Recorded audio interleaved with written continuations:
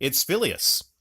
I feel like a lot of us who don't even make YouTube videos play more games than some of these YouTubers. They may own more games than we do, but we play more than they do. Those YouTubers show off how big their collections are, but I wonder how many people out there have the same size or bigger collections, but we don't know about it because they don't post videos of them. I often see pretty impressive collections or game pickups on places like Reddit, r/game collecting, or in the subreddits for specific consoles where people will show their games they have for those consoles. But the people posting these photos aren't getting paid for doing so, and I haven't seen anyone offering them money or free games for showing off their photos. A lot of these YouTubers do exactly what the people in the photos do. They'll show the cover of their games and mention the title, but not show any gameplay footage or talk about what the game is about. If someone is going to go the extra step to make a video and get paid for it rather than just posting a picture, I want to see gameplay footage and hear information about the game instead of just hearing a bunch of titles listed off. But even then, I like a lot of the more popular YouTubers who do show gameplay footage and explain what the game is about. But I've never even felt the need to give them money for doing so. If they have enough money to buy novelties like all those games, I'm pretty sure they have way more money than I do. It's strange to me that I feel like some of these YouTubers are showing off they have more games than me, but they still want me to pay them so they can buy more. And I've seen that too. A lot of places on Reddit where, people will show off their game collections. Here's the thing. People think Metal Jesus and Radical Reggie are very special. They're very special.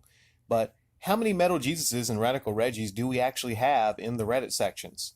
How many of those people maybe, just don't have a YouTube channel? How easy would it be for some of those people? I'm serious. Like, let's say this person with a huge Reddit collection. How about, them and a lot of their buddies that have huge game collections just create a group. They create a crew. And then they have a YouTube channel where they just, make videos talking about how huge their game collection is. That's pretty much the same thing as Metal Jesus and his buddies. Pretty much. Because it's not like Radical Reggie has an amazing personality. Personality? What kind of personality do you have? The fist bump thing, is that supposed to be amazing? Like, I don't know.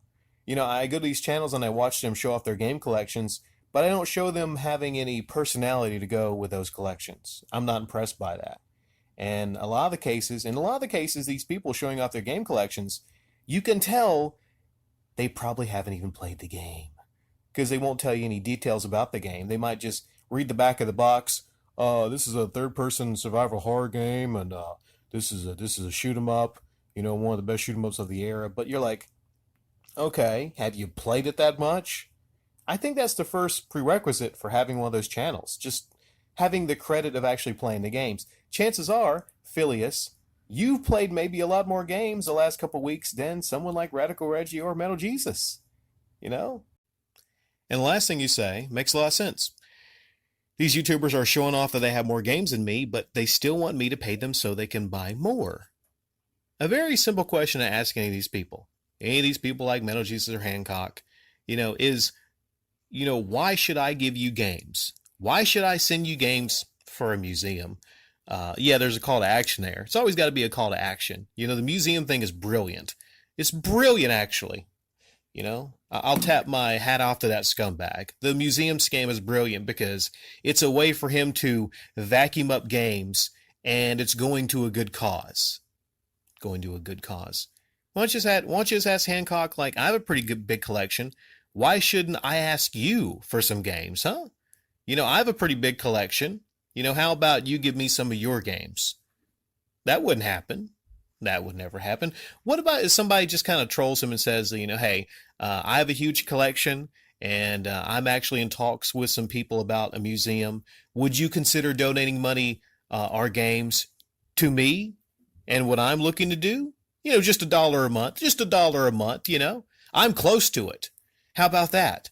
If it's about game preservation, if it is and not just, a scam to suck up money in games, if it's about that, that'd be really hilarious if somebody actually pulled that off, Hancock would be so freaking jealous. These people, they try to sell you that they're doing things for great reasons or they're preserving their game collections. Nah, They're just greedy, plain and simple. Just greedy, plain and simple. But yeah, it's a good question to ask them. Like, why should I give you my money and my games when I could just go out here and maybe my dreams to have a YouTube channel? You know, they don't like competition, but competition, you know, mostly is a good thing, right? They don't like it though. You know, any of you listening to this, you know, maybe not all of you, but a lot of you could become the next Metal Jesus. All you really need is a huge game collection and a video camera. Because Lord knows, Metal Jesus ain't the most handsome person in the world, and he's not the most charismatic. So, yeah, imagine, oh, I almost dropped my drink on the keyboard. Ooh.